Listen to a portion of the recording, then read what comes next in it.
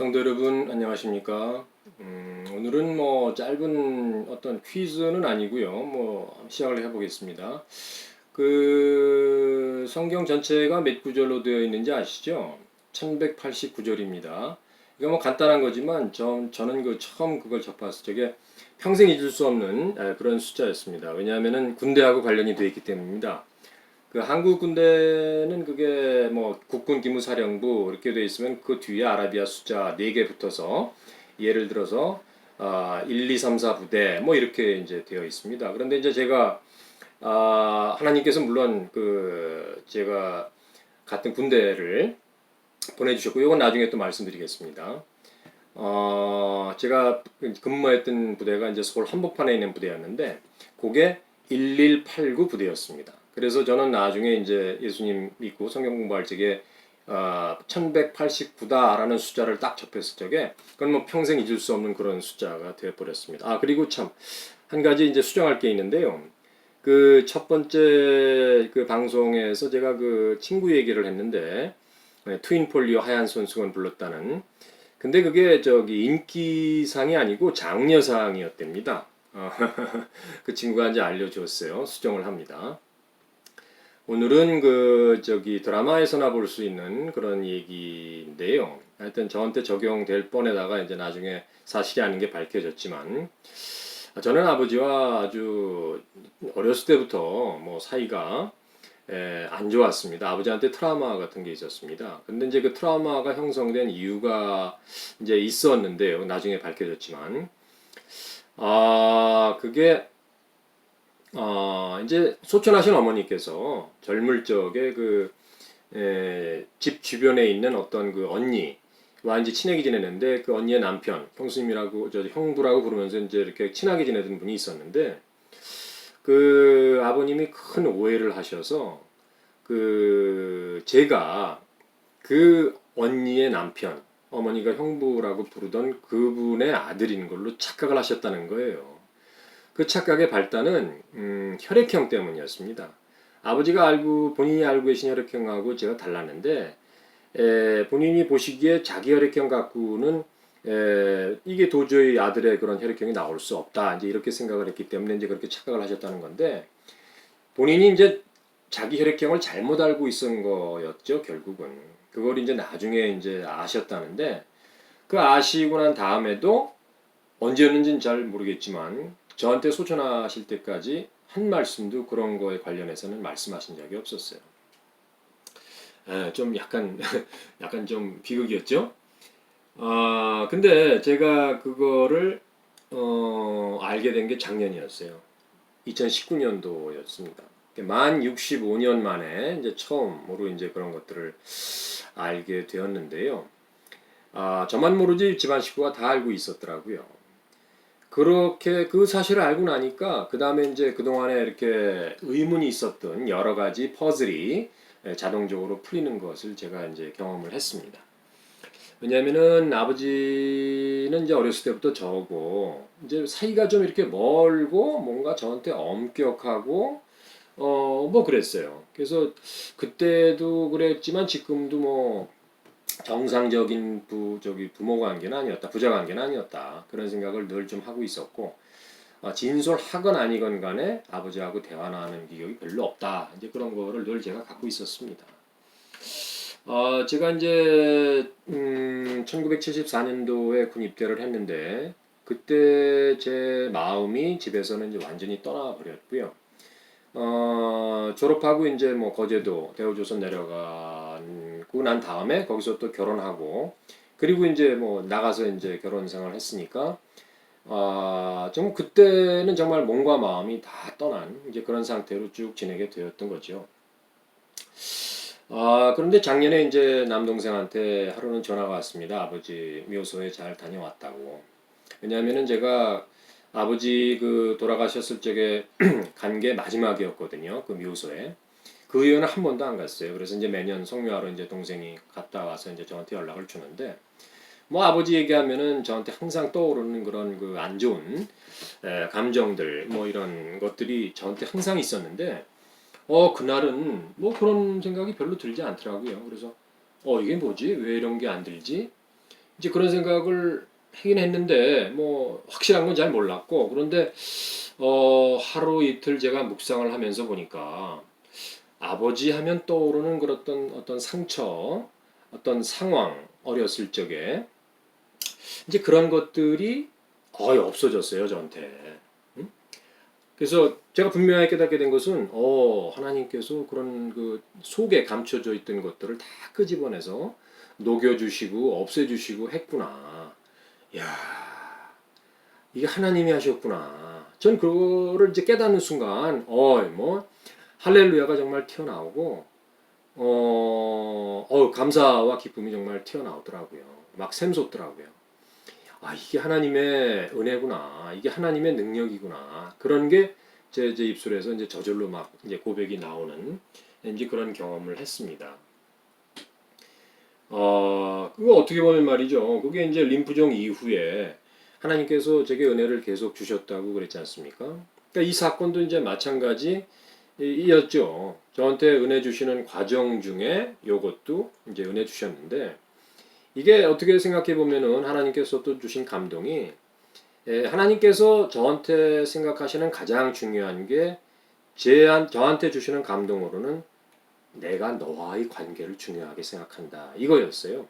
그러니까 하나님께서 나와의 관계를 참 중요하게 생각하는데 그 중요한 관계의 걸림돌이 되는 그런 것들을 남아있는 제 속에 남아있는 어떤 죄의 잔재들이라고 볼 수 있는데 이제 그런 것들을 하나하나 이제 정리해 주시는 그런 과정이다. 그런 걸 제가 이제 깨닫게 됐죠.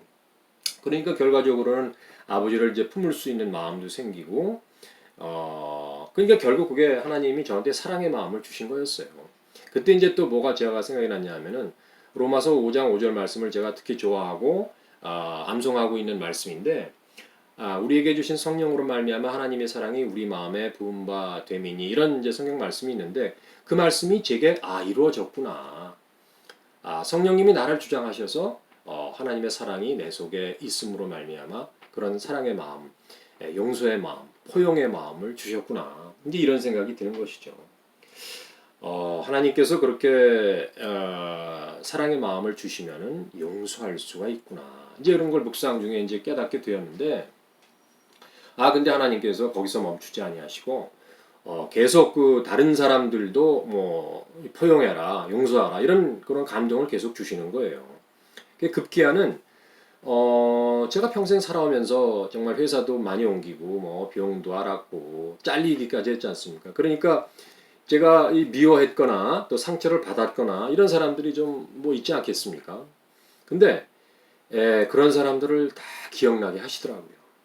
기억나게 하셔서 그 사람들한테 다 저기 용서를 구해라. 나한테 내가 상처 준 사람들한테 이렇게 감동을 주시더라고요. 그래서 이제 뭐 명단에 있는 사람들은 뭐 문제 없지만 없는 사람들도 시간 지났으니까 없을 수 있지 않습니까? 그거다 일일이 이제 수소문해서 찾고 이래가지고 전화 드려서 제가 그때 이렇게 참 실수를 했습니다. 죄송합니다. 용서해 주세요. 그랬더니 그 전화 받는 사람들이 대부분이 기억을 못 하는 거예요. 이게 왜 이러십니까? 하여튼 뭐 알았습니다. 허허 뭐 그러면서 뭐 하여튼 기분 나쁘지는 않은 그런 걸로 해가지고 다 좋은 감정으로 다 끝났죠. 그런데 그 중에 딱 한 분, 저를 모르겠다고 하는 분이 나타났어요. 그래서 그분 얘기를 잠깐 해야 되겠습니다. 제 이제 또 고등학교, 대학교 친구가 있는데 이 친구가 외국계 은행에 근무를 했었어요. 그래서 하루는 만나서 밥 먹으면서 이제 얘기하는데, 자기가 요새 이제 아주 그냥 스트레스를 받는다 이거야. 왜 그러냐 그랬더니 직장 상사가 있는데 이분이 그 숙제를 내준다 이거예요. 숙제를 내주는 것까지는 좋은데 그거를 가끔 또 점검도 하고 테스트까지 한다는 거예요. 근데 뭐 이제 이렇게 필기 뭐 이런 게 아니라 이 영어 말하는 거 스피킹 쪽이었어요. 근데 이제 뭐 스피킹 뭐 영어 말로 한다는 게 그게 하루 이틀 뭐 일주일 해가지고 그게 뭐 되는 게 아니지 않습니까? 근데 이렇게 얘기하다 들어보니까 이분을 내가 또 아는 분이에요. 학교 선배. 그래서 뭐 인사도 할 겸 겸겸해가지고 이제 하루는 찾아갔죠. 약속하고 친구하고. 그랬더니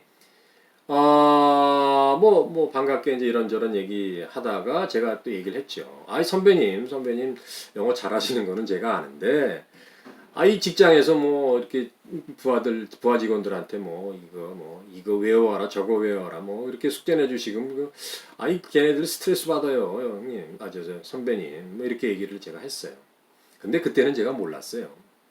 하나님께서 그렇게 마음에 어떤 감동 주시고, 그래서 이렇게 깨닫고 보니까, 근데 그분이 그 자존심이 상했을 수 있겠다. 이런 생각이 드는 거죠.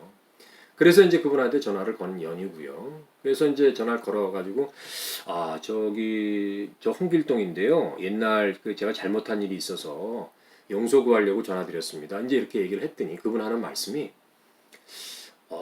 저는 홍길동이라는 사람을 모르겠는데요. 딱 이 한 말씀 하더라고요. 살짝 당황은 제가 했지만 하나님께서 하라고 그러셔서 전화하는 거고, 그래서 용기와 이제 담대함이 있었거든요. 예, 그러시군요. 근데 하여튼 하나님이 조금 감동 주셔서 전화하는 건데요. 그분 크리스찬 아니었습니다. 감동 주셔서 전화하는 건데, 제가 참 예전에 참 실수를 했습니다. 큰 잘못을 저지른 것 같아서 용서를 구하려고 전화했습니다. 하여튼 죄송했고요. 용서해 주십시오. 이제 이렇게 얘기를 해요. 근데 중요한 거는 그분이 전화를 끊지 않고 끝까지 들으셨다는 거죠. 아무 말씀도 없으시면서. 그렇게 해서 이제 전화를 끝냈어요. 그렇게 이제 전화를 끝냈고요. 그리고 이제 또 한편 저한테 상처 준 사람들한테도 이제 그 사람들한테 뭐 전화할 필요는 없고 했지만 제 마음속에 있는 거니까 그거 이제 그분들한테 대한 것도 하나님 주신 감동대로 다 알겠습니다. 하나님 용서하겠습니다. 그런데 중요한 거는 이게 머리로는 잘 안 되지만 순종하겠다는 마음으로 용서를 일단 작정을 하고 하지 않습니까? 그러면은 그게 저한테 이루어지더라고요. 용서하는 마음이 되고 또 실제 용서하고 나니까 저한테 어떤 감사와 기쁨, 그건 하나님이 주시는 분명한 거겠죠. 그것이 저한테 막 생기더라 이런 거였어요. 그걸 경험하고 나니까 하나님의 말씀이 순종하라, 용서하라 이런 말씀이 명령의 말씀인데 순종을 하니까 이런 게 정말 나타나는구나. 하나님은 정말 대단하시다. 이제 이렇게 제가 이제 생각을 하게 되었죠. 그리고 또 알게 된 거는 묵상하면서 그 용서를 한다는 거는 물론 제가 이제 어떤 사람을 그렇게 용서를 했다라고 이렇게 겉으로 드러나는 거지만 속으로 보면은 하나님께서 그 나를 위한 거라고 이제 감동을 또 주시더라고요. 뭐냐면은 그 하나님과의 관계에서 걸림돌이 되는 걸 제거하시는 게 하나님의 뜻하신 바였고 그거를 이제 저를 통해서 해야 되지 않습니까? 제가 액션을 취해야지 그게 나타나는 거 아니겠습니까? 그러니까 그거를 하게 되면은 하나님이 어떻게 보면 그 징표라고 할까요? 감사와 기쁨이 저한테 그렇게 주시는 것 같아요. 제가 순종할 적에. 그러니까 결국은 용서한다는 거는 나를 위한 하나님의 은혜고 배려고 관계를 잘 지속시킬 수 있기 위한 하나의 수단이라고 하지만 그런 거를 사용하셔서 하나님께서 관계를 잘 유지시키고 평안의 상태로 가게 할 수 있는 게 아닌가 그런 생각이 들었습니다. 그렇기 때문에 순종도 분명하게 용서도 분명하게 하나의 순종의 영역이다. 이제 저는 그런 걸 또 묵상 중에 깨닫게 되었죠. 최근에 또 이제 그런 용서의 사건이 하나 있었습니다. 고등학교 때 이제 또 친해던 친구가 이제 있었는데 그 친구가 이제 좀 부유해요. 의리의리합니다. 집에 가보면. 그래서 이제 가끔 친구들이 모이는데 그날도 이제 저녁 그날 놀자 그래가지고 모였어요. 고1 때 크리스마스 이브였습니다. 그러니까 또 아주 조건은 좋죠. 모여서 놀기에. 근데 그 집에 이제 양주가 있었어요. 이거 먹자 또 이런 얘기가 나와가지고 결국 양주 먹었습니다. 저는 생전 처음으로 이제 먹어봤는데요. 굉장히 독하고 그랬는데 하여튼 비싸고 그렇다 그래가지고 애들 좋아하면서 먹고 금방 취하죠. 취하면 또 나오는 결과 있지 않습니까? 떠들고 이제 그러면서 양주 한 병 더 먹었습니다. 새벽까지. 그리고 다들 골아 떨어졌죠. 이제 그 다음날 늦게 일어났죠. 늦게 일어났는데 다들 이거 술 먹으면 이런 거야. 속도 쓰리고 앞에 TV가 있는데 어떤 친구가 이제 이렇게 틀었어요. 크리스마스 날이니까 뭐 이렇게 틀었습니다. 그랬더니 이상한 광경이 펼쳐지더라고요. 큰 건물을 이렇게 테레비가 비치고 있는데 근데 거기에서 막 벗은 사람들이 뛰어내리고 있어요. 아 이게 뭐야? 무슨 상황이지? 술이 확 깨더라고요. 왜냐하면 그게 실제 상황이었기 때문입니다. 연세 드신 분들은 다 기억하시겠지만 크리스마스 날 1971년도에 그 충무로에 있는 대연각 화재 사건이라는 게 있었습니다. 그게 당시에 비록 큰 사건이었는데요. 당시에는 그 충무로에 큰 건물이 많지 않았어요. 그 건물이 굉장히 큰 건물 중에 하나였는데 이제 하여튼 그런 사건이 있었고요. 이제 하여튼 그렇게 이제 알게 된 친구였는데 하루는 전화가 왔어요 저한테 미국에서. 그 친구가 이제 미국에 살고 있거든요. 자기네 선산이 이제 있는데 춘천에 그 땅이 맹지래요 맹지. 그래서 그 땅을 인접로를 뚫어야 되는데 그 연결되어 있는 땅을 좀 다 사야겠다. 그래서 근데 사연이 있어서 자기가 나타나지 못한다는 거예요. 저보고 그 땅을 좀 대신 사달라. 이제 이런 부탁을 하면서 좀 이제 좀 그렇지 않습니까? 그러니까 또 어떤 제안을 하더라고요. 너 어디 사냐? 지금 묻더라. 그래서 그때 이제 제가 가평에 있으면서 양계 구상을 할 때였거든요. 이제 그 얘기를 해줬더니 야, 춘천에 내 땅 많잖아. 거기 와서 뭐 컨테이너 뭐 이런 데서 좀 적당히 살면서 해봐. 이런 얘기를 하더라고. 그래서 저도 솔깃해서 알았다 그러고 그 친구 일 이제 알아보면서 춘천 뭐 한 10번 왔다 갔다 했거든요. 이제 알아보면서 나름대로 이제 저도 땅은 있는데 이제 살 곳 이제 컨테이너 하우스 메이커 찾아다니면서 이제 알아보고 이제 그랬죠. 뭐 가평 그다음에 춘천 평택에 이제 괜찮은 인터넷 뒤져보니까 있어서 이제 가보고 그랬는데 평택엔 2번이나 가봤습니다. 그래가지고 했는데 이제 결국은 춘천이 가평보다 춥거든요. 근데 가평도 이제 지하수 뽑아서 이제 그거 하는 건데 겨울이면 다 얼고 막 이래요. 그러니까 춘천은 얼마나 더 춥고 그러니까 그런데 조심을 해야 되지 않겠습니까? 컨테이너 하우스지만 그러니까 이제 그런 관정 뚫어가지고 지하수 하는데 얼지 않은 그런 문제. 그 다음에 이 벽을 좀 두껍게 겨울에 추우니까 그 난방비가 또 괜히 아주 많이 들어요. 그래서 스티로폼 같은 걸 얼마만큼 두께 넣느냐 뭐 이런 문제. 그 다음에 이제 하수 처리 시설이 이제 또 굉장히 중요합니다. 그걸 길거리에 다 이렇게 할 수는 없으니까 정화조 뭐 탱크 같은 거 이렇게 묻어야 되는 문제 뭐 이런 것들 때문에 이제 공부해 가면서 막 쫓아다니고 이제 그랬었죠. 근데 이제 그 춘천 그 땅 매매건이 이제 완결돼서 등기소에 이제 서류 다 넘기고 뭐 소유권이 이제 넘어오니까 그럴 때 이제 돼서 제가 이제 연락을 또 했죠 카톡으로. 자 이렇게 됐다 뭐 그랬더니 그 친구가 이상한 얘기를 하는 거예요. 처음 여태까지 우리 했던 얘기 다 이제 잊어먹고 이제 새로운 제안을 내가 할 테니 그거 한번 스타디 해보자 이런 얘기를 하는 거예요. 그래서 제가 아니 그 처음 얘기하고 저기 좀 틀리지 않냐 뭐 이런 얘기를 제가 했더니 그 다음날 저한테 420만 원을 송금하는 거예요. 그 전에 이제 소소한 비용 때문에 이제 계좌 넘버 알려준 적이 있거든요.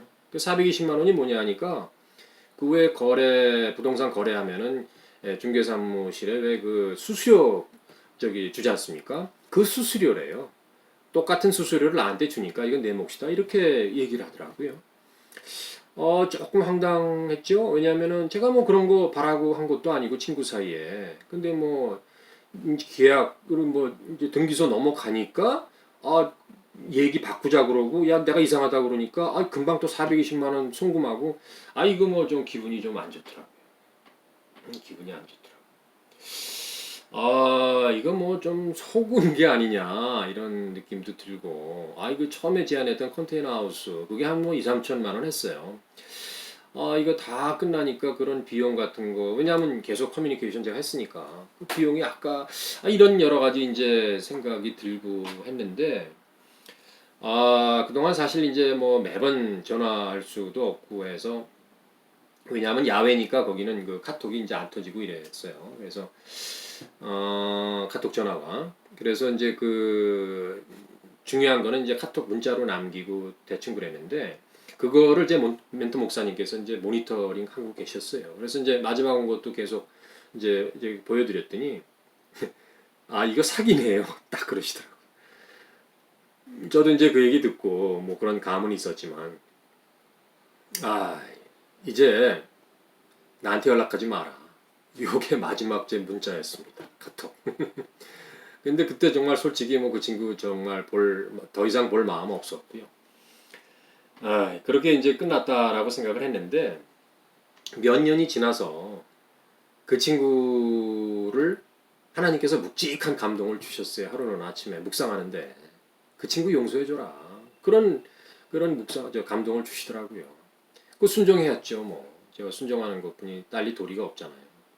하나님한테 순종해야겠다는 생각은 항상 갖고 있으니까. 그래서 이제 순종을 했어요. 정말 머리로는 이성적으로는 잘 안 됐지만 순종을 했습니다. 그래, 그 친구 용서해야지. 하나님이 그렇게 하라고 그러시는데. 그렇게 순종을 했거든요. 아, 그랬더니 아까하고 정말 똑같은 육신의 아버지, 그 다음에 뭐 여러 사람들한테 했다고 그랬지 않습니까? 용서를. 똑같은 현상이 또 일어나는 거예요. 그 친구에 대한 안 좋은 감정들, 미워했던 그런 거 다 사라지고 예전에 그 정말 순수했던 관계, 그런 좋은 감정, 물론 예전에 그 초창기, 진정한 그 우정의 관계 그런 것까지 회복될 수 없겠지만 여하튼 그 처음에 가졌었던 그 좋은 기억들, 추억들은 많이 생각이 나더라고요. 그 안 좋은 생각은 싹 사라지고 말이죠. 아 그런 걸 또 경험을 했어요, 제가. 야 하나님께서 또 내 속에 응어러진 그 어떤 조그만 죄의 잔재들을 처리해 주셨구나. 하나님과의 관계 속에 방해가 되는 그런 것들을 또 처리해 주신 거지요, 하나님께서. 그 이제 용서, 저의 액션을 통해서, 순종의 액션을 통해서 말이죠.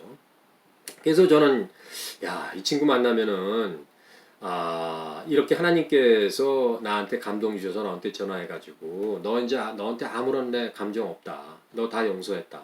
그런 얘기를 꼭 전해야겠다. 하나님이 허락하시면 이제 만날 날이 있겠지만 이제 그렇게 생각을 했습니다.